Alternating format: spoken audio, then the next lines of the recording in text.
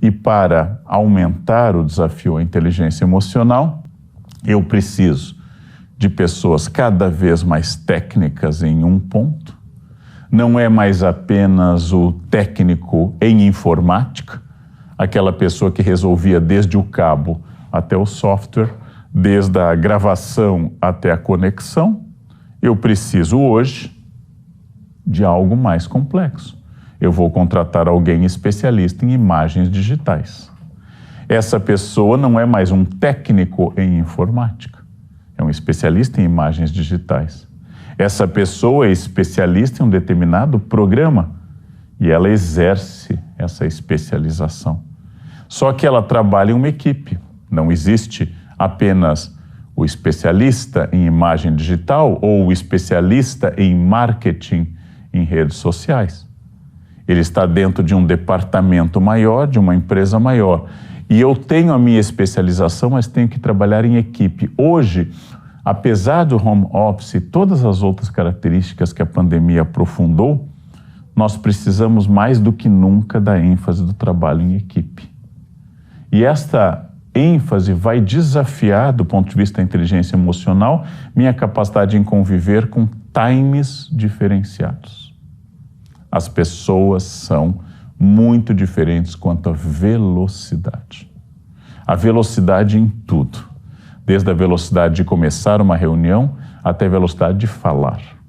Desde a velocidade de compreender um problema até a velocidade de voltar do cafezinho. Timings diferentes. O timing tem a ver com a minha capacidade estratégica de fazer alguma tarefa dentro de um tempo. As pessoas são diferentes na exposição racional de um modelo, de um paradigma de pensamento. Alguns falam muito, outros falam menos. Alguns dão muitos exemplos, outros são marcados por oralidades, que significa aquela marcação de linguagem de quem fala assim,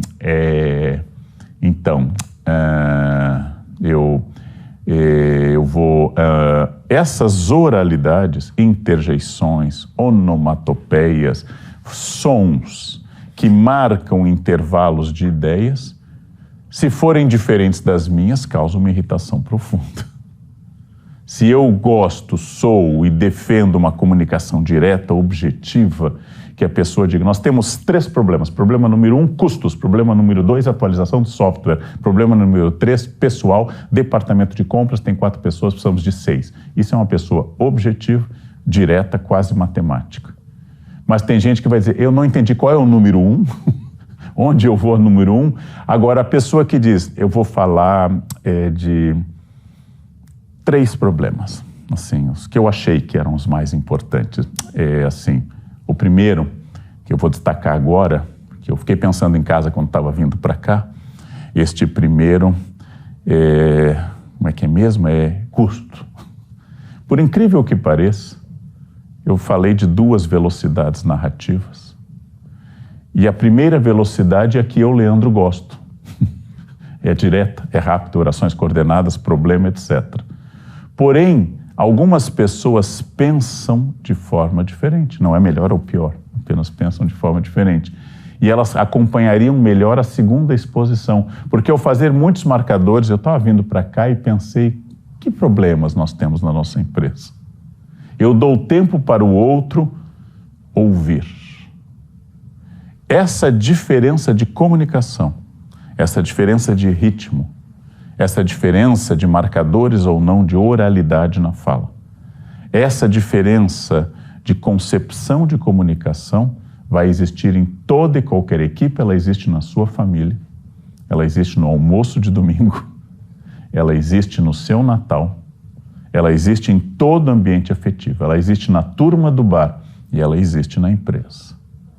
A empresa pode ir criando uma cultura de comunicação. As equipes tendem a se ajustar, ou como se diz no interior do Brasil, é no balançar da carroça que as melancias vão se ajustando. À medida que a equipe existe, ela vai limando algumas diferenças. Vai surgindo uma cultura empresarial.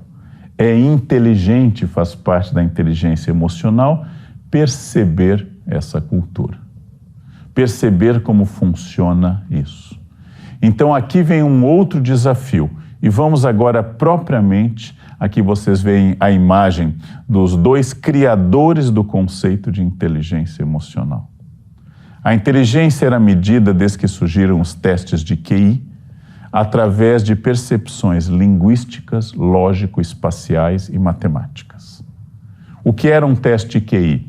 Ordens de imagens, ordens de equações, sequências geométricas, perguntas, construções frasais, e a velocidade e assertividade que eu respondia a isso dava origem à chamada ao teste de quociente de inteligência, bastante debatido há mais de 50 anos.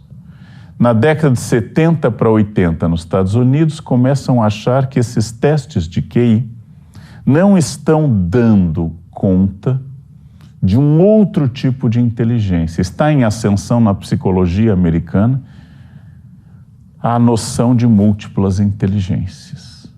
Isso vai dar origem, com outro psicólogo clássico, à ideia de inteligência, por exemplo, sinestésica do corpo, inteligência ecológica, uma das mais recentes, inteligência intrapessoal, autoconhecimento, inteligência interpessoal e assim por diante. Mas aqui nós vamos falar de uma definição a partir desse clássico. Esse jornalista, Goleman, fez um livro baseado na teoria dos dois psicólogos anteriores.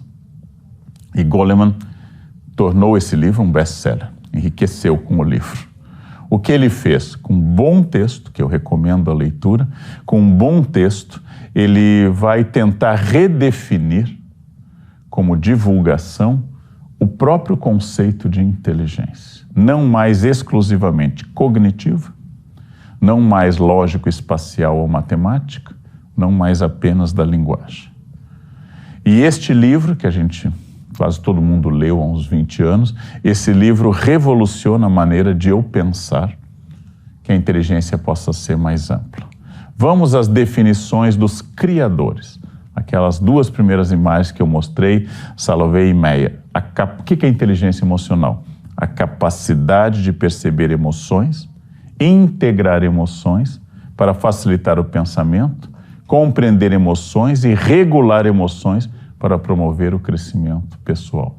A definição clássica dos dois pesquisadores que criaram o conceito diz respeito à administração de emoções, incluindo raiva, afeto, positividade, agressividade e assim por diante. Tudo aquilo que for emocional e não lógico-dedutivo ou lógico-racional é o emocional, e eu tenho que, em primeiro lugar, perceber emoções. É inteligente emocionalmente quem está falando com alguém e percebe que sua fala está causando receptividade ou rejeição. É inteligente. E isso eu percebo através de análise facial, gestualidade, tom, timbre, modulação de voz, atitude e tipo de argumentação. Vocês sabem que uma das características de certas psicoses é que a pessoa não vê mais o outro. Ela está blindada para o outro. Ela não percebe, por exemplo, o dano que está causando. Então, o primeiro ponto de inteligência emocional, a capacidade de perceber emoções. E é unânime refletir, a bibliografia toda é unânime, que interações através de WhatsApp, muito áudio e pouca visualização, muita imagem e pouco contato direto nos olhos, intermediação de celulares para os contatos humanos provocaram nas pessoas uma diminuição de capacidade de percepção de micro-reações faciais e de gestualidade. Por isso que diminuiu um pouco, do ponto de vista geral, em todos nós, em mim, em vocês, nos jovens, em geral, a capacidade de perceber emoções. Já que o uso do celular, ele vai ser um espelho, às vezes opaco, de vez em quando translúcido, raramente transparente, de percepção do outro. Integrar emoções para facilitar o pensamento. Ou seja, usar emoções para facilitar a empatia. Usar emoções para fazer uma aproximação maior, integrar emoções, compreender emoções e regular emoções. O que você está me dizendo está me provocando uma raiva muito grande, uma vontade enorme de descer a mão em você.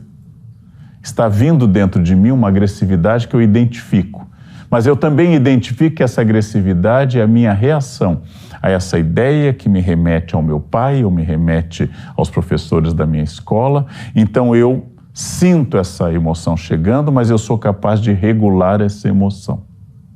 Eu sou capaz de conter a agressividade. Eu sou capaz de me auto-observar, usando essa expressão tão feliz que os budistas gostam, de observar o observador. Estou percebendo o andaime da minha personalidade e posso até dizer, se está me despertando algo forte, é porque aí tem algo que eu preciso pensar. Aí tem algo que me desinstalou da minha zona de conforto. Aí tem algo que me fez sair de mim e me observar. Logo é rico. Essa agressividade está me revelando. Ela é rica, ela é boa. Ela vai significar um autoconhecimento maior. Porque se eu estivesse concordando com tudo que você diz, você não seria brilhante. Eu é que seria narcísico, porque eu estou achando bom o que você está dizendo, porque concorda comigo. Então eu estou olhando para um espelho, não para você. Agora eu estou olhando para algo que me desafia. Algum tipo em você está me irritando. Isto é interessante. Isto é parte da inteligência emocional. Um animal é um animal e responde a um instinto e a uma genética exclusivamente. Os animais não podem ser sábios nem equilibrados. Se eu pisar forte na cauda de um leão, ele nunca vai se virar e dizer, percebo que você pisou por acidente, não houve intenção, doeu, mas sinto que não houve agressividade direta dirigida à minha pessoa, leão. Então vamos relevar isso. O leão sempre reagirá com agressividade à dor que ele vai sentir. E com isto, eu não posso dizer que os leões tenham inteligência emocional. Quando eu sou agredido, eu vou refletir primeiro, é uma situação que eu possa reagir? O ladrão aponta a arma na minha cabeça e diz, você é um babaca. Eu me sinto agredido pela frase, usei babaca para ser mais familiar, pode ser mais agressivo. Eu vou dizer, não, iniciar uma discussão com o ladrão armado. Se eu sou capaz de aceitar que nem toda situação eu posso ou deva reagir, que diante de alguém perturbado, eu não devo responder com a mesma perturbação. Se alguém está alterado, eu devo esperar a pessoa se acalmar. E um conselho importante, não digam a alguém que está perturbado, se acalme, porque isto perturba de vez a pessoa. Quando alguém está perturbado, se vocês querem aprender uma técnica, concordem com a pessoa. É um absurdo que nesse hotel não tenha isso. O senhor tem toda a razão, é um absurdo, eu também já reclamei disso. A pessoa muda a tonalidade. Agora eu digo, se acalme, pare de ser histérico, pare de gritar. Aí a pessoa se perturba por completo. Dê razão. Dar razão é a primeira estratégia para você entrar em sintonia empática com alguém. Dê razão. E depois que a pessoa se acalmar, argumente. Dê razão à pessoa. Ela está precisando dizer alguma coisa. A definição número 1 do Salovey e do Meyer é de ênfase emocional. Como eu sinto, percebo, analiso, interpreto e instrumentalizo emoções dados os meus objetivos. Isso seria inteligência emocional. Comparativamente, o que é inteligência matemática? É a capacidade de usar conceitos matemáticos e aplicá-los. O que é um triângulo escaleno, equilátero, o que é um triângulo isósceles, onde eu percebo o triângulo no chão, como eu posso comparar a área de dois triângulos, e a partir do triângulo, como eu posso descobrir outra coisa, eu percebo, instrumentalizo, aplico e controlo conhecimentos matemáticos, no caso, geometria. A inteligência sinestésica é aquela estudada ou intuitiva que eu chuto na bola com a força exata para ela atingir determinado ângulo do gol. No caso de uma inteligência de um jogador de futebol sinestésica. A inteligência emocional é observar, segundo os criadores do conceito, emoções, percebê-las, integrá-las e viver melhor com isto. É um sinal de inteligência. O que é burrice emocional? Eu vou criar esse conceito agora. O que é burrice emocional oposta à inteligência emocional? Eu não percebo emoções, sou o famoso elefante na loja de louças, ou seja, fico quebrando e derrubando tudo, não percebo a potência da minha voz, a potência da minha agressividade, não escuto as pessoas, eu falo o que eu quero na hora que eu quero, logo colho consequências variadas, algumas muito negativas para mim, eu machuco pessoas e ainda me orgulho de eu sou assim mesmo. Essa é a pessoa burra emocionalmente, porque ela é escrava do seu próprio sentimento emocional.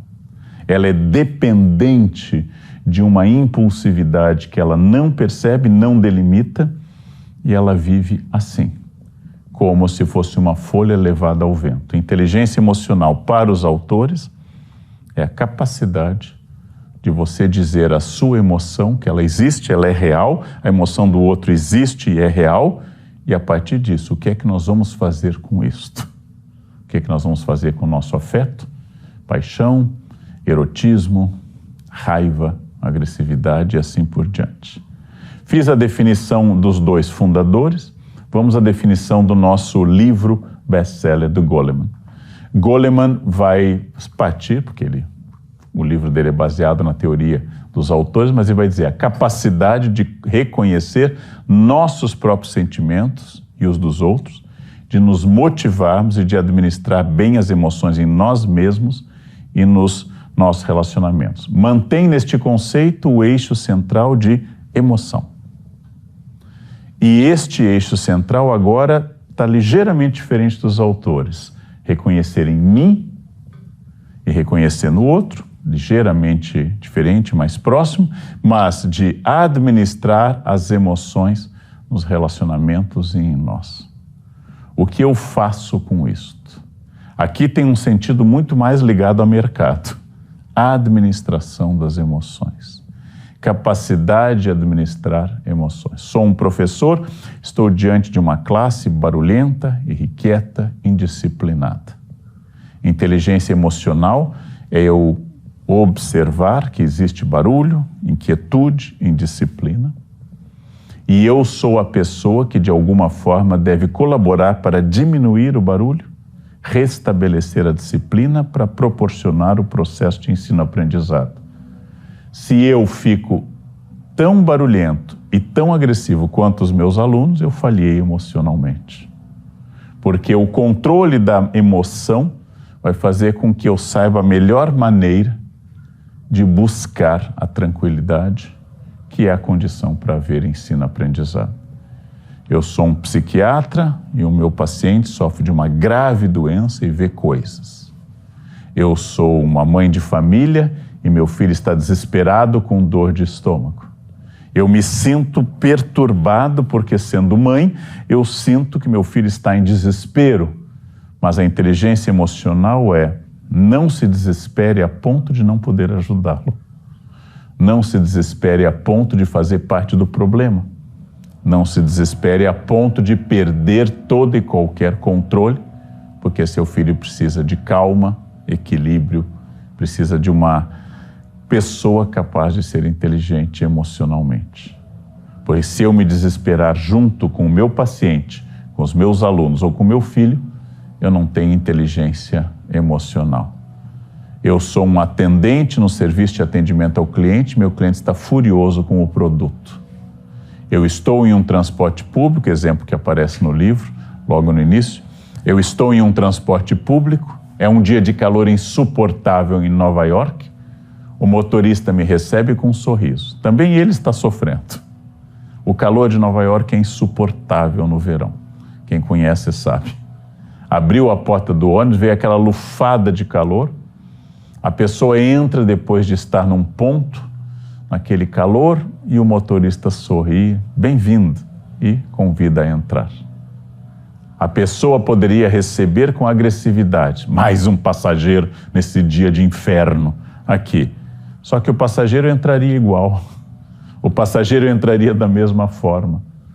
Só que se eu posso sorrir, eu colaboro pelo controle do desconforto físico, eu tenho muito com o calor, mas eu controlei o desconforto e enfrentei de tal forma a introduzir no nosso relacionamento um dado de gentileza que vai fazer o seguinte: o calor continua o mesmo, sorrindo ou gritando, lá fora está 40 graus, tanto faz o que eu faço. Mas como eu não reforcei o desconforto físico pela alta temperatura com a minha atitude, o resultado é que eu diminuo esse desconforto através da minha simpatia. A minha capacidade de acolher alguém, mesmo em situação intranquila. Ou seja, isto faz parte da inteligência emocional. A primeira pergunta que o Goleman faz no livro é essa, né? Por que algumas pessoas sorriem e não aumentam a agressividade quando a situação é tensa? E por que outras aumentam a agressividade? É a partir daqui que nós continuamos. O primeiro eixo dos autores, aqui eu estou juntando tantos criadores quanto o Goleman, o primeiro ponto da inteligência emocional é a autoconsciência. Quem eu sou? O que eu sinto? O que eu gosto? Situações de estresse que me perturbam. Se eu conhecê-las, eu posso tentar evitá-las. Se não é possível evitá-las, eu posso saber: agora eu estou entrando em um ambiente e esse ambiente está me provocando uma irritação. Eu sei a origem disso, a autoconsciência. O grande exercício da vida filosófico, definido por Sócrates a partir de uma frase no templo de Delfos de Apolo, é: conhece a ti mesmo. O que te perturba, o que te entusiasma, o que te irrita, o que te seduz? Qual a situação que você perde o controle para tentar evitá-la? E seguindo o conselho sobre a capacidade que Sêneca diz de não ficar irritado, saber que a irritação é como um exército inimigo, tem que evitar que qualquer soldado entre na cidade. Então, nos primeiros sintomas, já que a irritação para Sêneca e para Cícero também vai ser uma das piores de todas as questões, a ira é um sentimento muito grave para eles. Como é que eu adquiro a serenidade de novo? A gente se conhece a vida inteira, a gente se surpreende a vida inteira, mas lentamente eu deveria sabendo o que vai me causando irritação, o que vai me causando alegria, para estimular isso. Autoconsciência. Os técnicos em autoconsciência recomendam o exame pessoal. Se você puder, antes de dormir, repassar ao longo do dia de hoje o que aconteceu quando eu alterei meu estado de consciência. Em que momento eu fiquei mais perturbado? Em que momento eu fiquei mais animado? Em que momento eu fiquei muito irritado? Nós vamos identificando com esse exame diário a minha maneira de funcionamento. Quando você conhece um carro que você dirige há tempo, você sabe pelo som do motor e de todo o resto qual o comportamento do carro. Você sabe quando o carro está apresentando problemas. Como eu dirijo o carro da minha existência, eu deveria criar essa sensibilidade.